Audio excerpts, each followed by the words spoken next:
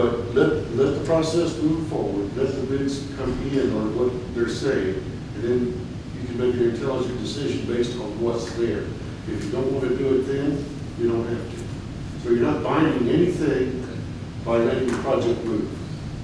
Okay? Okay, so, okay, that was my Okay, concern. no, you're not bound to anything. You're not bound to anything. So when we get the actual bids, The the real money. bids will be open, the real Right. bids from the contractor will be open, and we'll have to bring to council recommendation to approve a bid or reject all bids. So at that time, you'll have a real cost. You're not dealing with real money right now, this is kind of like monopoly. But we do But need you're to, not locked into anything. my recommendation is you do need to move forward because, again, CDBG funds, 353,000, they have a time frame on Yes. that as well. So they funded that for this year with the intention that by December 31st of this year, that'll be finished and reimbursed. Correct. So we don't want to delay it too much more. I was gonna ask, do you have to have this particular meeting or can they wait until the next meeting? Well, you just want Thomas. It can wait, but you're gonna delay it, you know, for 2 weeks. Just for 2 weeks? I'd rather wait 2 weeks and Well, there's the pay the question. 200,000. You're gonna delay the bidding process. These two numbers are not set yet. But not only that, but you already look at it, 8 weeks from, if we do it tonight, it's 8 weeks out. If you do it again, then it's 10 weeks out. And the thing is, Thomas, the figures are not gonna change, because we don't have real money. There's no going back to the engineers, there's nothing, that's not gonna happen. This is their guess of what's gonna happen. Until it goes out for bids, nobody's gonna have real figures.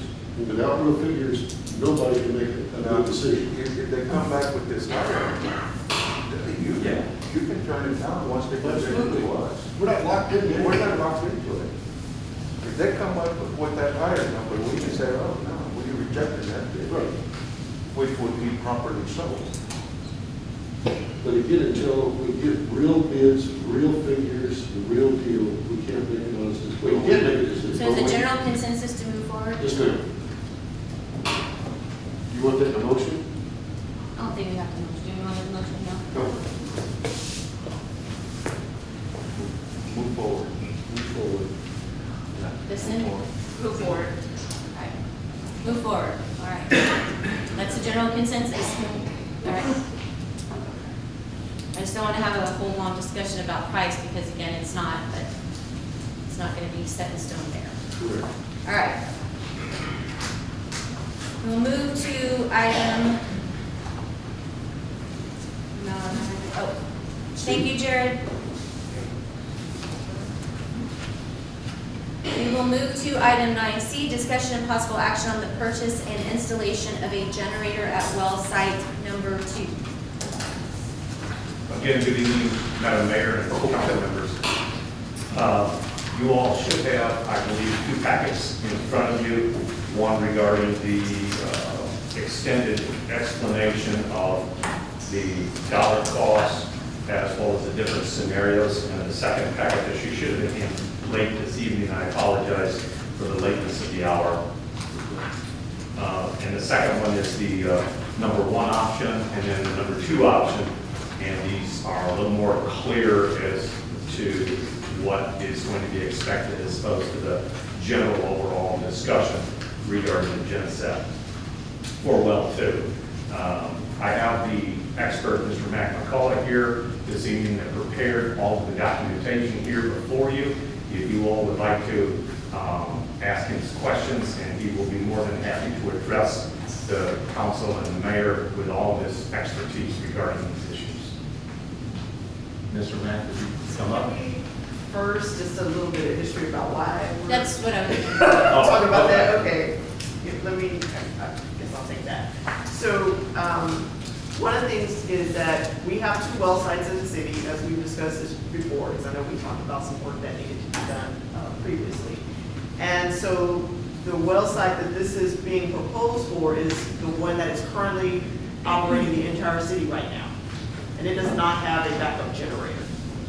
And it does not have a backup generator because it's the smaller of the 2. It's the 250,000 gallon, correct? Yes, ma'am. The 250,000 gallon above ground storage tank. And so our intent is that to always, with the exception of when they're being cleaned and inspected and painted as required by TCEQ, you want to always have both of your water towers functioning. We purchased a generator for the other water tower a few years back because that was the larger one, so we thought that was more important to keep that one functioning in the event of a power outage. But we learned recently, not just in the winter storm, but we had a CPS power outage about 2 weeks ago that lasted for several hours in the middle of the day.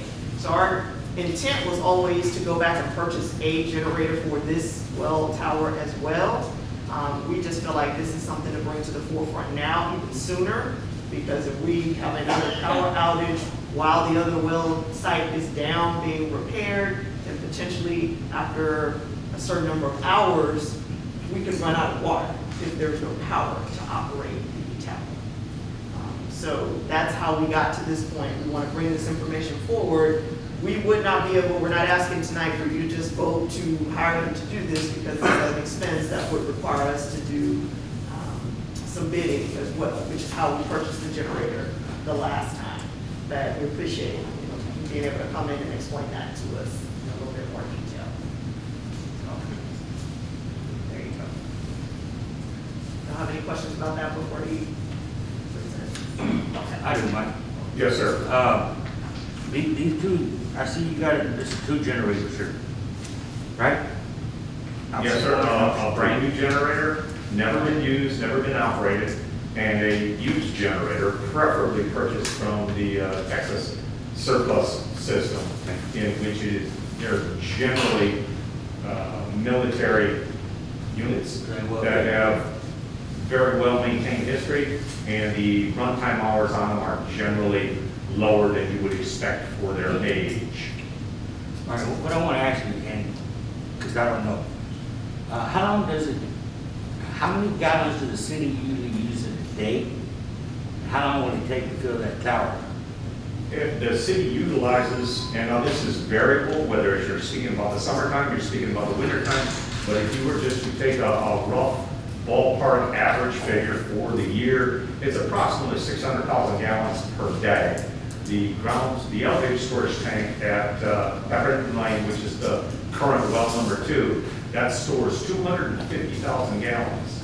The elevated storage tank at well 3 is capable of storing 500,000 gallons. So with the 2 elevated storage tanks, you have probably 20 hours worth of water. We also have a 1 million gallon storage tank at well 3 that is currently has only a few feet in it. I've been trying the last couple of days, and I'm sure you all saw where we put out that you may experience low water pressure throughout the day. So I tried something. It has not been as successful as I had hoped that the endeavor would be, but we're still working in that direction to continue to have more backup water should anything, God forbid, happen to well 2, until we can get this gen set online. But really, what I'm asking is, whether we have a new generator or a used generator, we still pump the same amount of water that we need in a day. Yes, that's correct.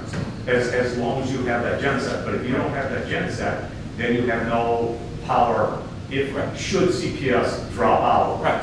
we will have no capability at this Right. point in time. We need one, period. Yes, it is.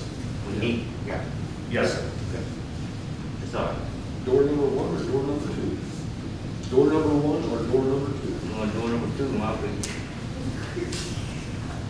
So if it's okay, I'd like to invite Mr. McMcCullough up here to speak to any questions or issues that you all may have. Actually, I would just like him to present what he proposed, Yes, ma'am. just that, and then that way if we have questions.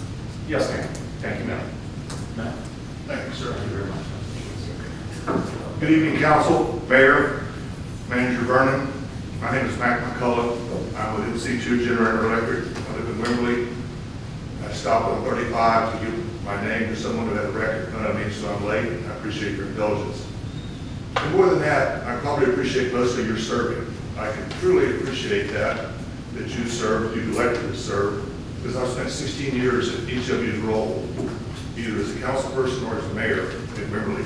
So I have a better grasp than a lot of people do about the significance of what you face. Mike stated that correctly, and Councilman, you did. You're only as good as what you got in the big tank. And that tank fills excruciatingly slow when it's empty.